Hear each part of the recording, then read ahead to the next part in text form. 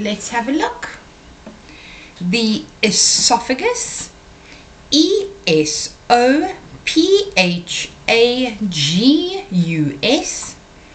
is an organ in the upper digestive tract which links the throat to the stomach.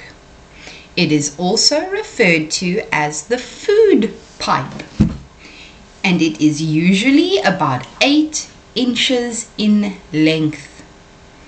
When you eat food or drink liquid, liquid, it passes through the esophagus with the help of muscles that contract to move things along. This movement is called peristalsis. Peristalsis. When you swallow, the upper and lower esophageal sphincter, SPHINCTER, muscles relax to allow the food or liquid to pass. These muscles contract when they aren't in use, so that the stomach acid or stomach contents don't flow back up the esophagus. When the esophagus becomes disordered or damaged, it can result in a variety of health issues, such as acid reflux, ACIDREFLUX. The word esophagus is derived from the Greek word oesophagos, OISOPHAGOS, which means gullet. When a person swallows food, it enters into the throat and then into the esophagus. When food leaves the esophagus after being swallowed, it enters into the stomach to continue along the digestive tract. Saliva, SALIVA, which is added to food when you chew, acts as a lubricant, LUBRICANT, to make it easier for food to pass through the esophagus. Saliva also helps to break food down. When stomach acid makes its way back up through the lower esophageal sphincter into the esophagus can become inflamed and painful. When the esophagus becomes inflamed, it is known as a condition called esophagitis, ESOPHAGITIS. This can be caused by acid reflux, food allergies, infection, irritating or corrosive, CORROSIVE, substances, and medications.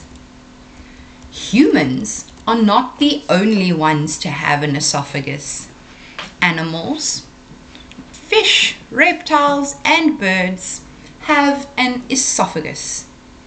When a person has trouble swallowing, they may have this is a big word, oropharyngeal dysphagia,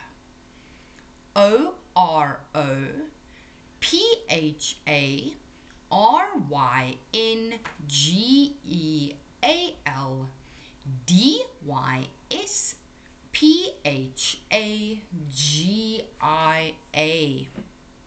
When this occurs, they may cough or choke during the first stage of swallowing their food. It can feel like it is stuck before reaching the stomach. Although it is rare, the esophagus can be torn. It is more common with dry heaves or frequent vomiting, vomiting, but can occur if a sharp object is accidentally ingested. It takes about 7 seconds for food to travel through the esophagus into the stomach. There are muscles in the esophagus that work like waves to move things along. These muscles work so well that if you were eating upside down, they would still move the food in the right direction. This is called peristalsis. Hey! The average person's salivary glands create about 1.5 liters of saliva every day, and most of it goes through the esophagus. Isn't that interesting?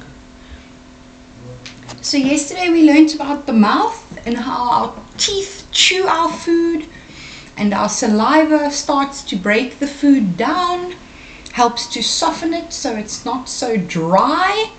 Imagine if we were eating Provitas and we didn't have any saliva and we had to swallow those dry Provitas. That would be very horrible. It would be hard to do, hey? So once our tongue moves our food into the back of our mouths, into our throats, it then gets moved into our esophagus. The little muscle at the top of our esophagus, called our esophageal sphincter. A sphincter is just a muscle that can open and close, open and close, open and close.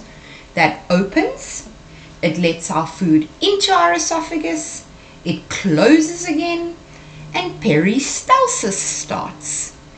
The muscles in our esophagus start to contract in a wave and move the food all the way down to the stomach.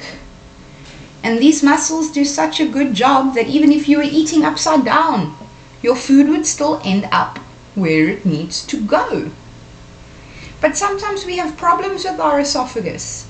We can have acid reflux when an acid from our stomachs makes its way up into the esophagus and then it burns. It's horrible. Sometimes we can even tear our esophagus, which is why it's very important that we chew our food properly so we're not trying to swallow big chunks, and that we don't swallow things that we're not supposed to. Hey, things like buttons or things with a sharp edge that could cut our esophagus as it moves down, because that can cause lots and lots of problems. And once our esophagus is finished doing its work, our food will end up all the way in our stomachs, where our stomachs will start breaking the food down. So our esophagus is very important. Without our esophagus, our food wouldn't get to our stomachs. So we chew our food and swallow, and then nothing would happen. Our food wouldn't be able to get to our tummies. And then our stomachs would always feel empty, like we need to eat something, because our stomach won't be getting any food. Right? So it's very, very, very important.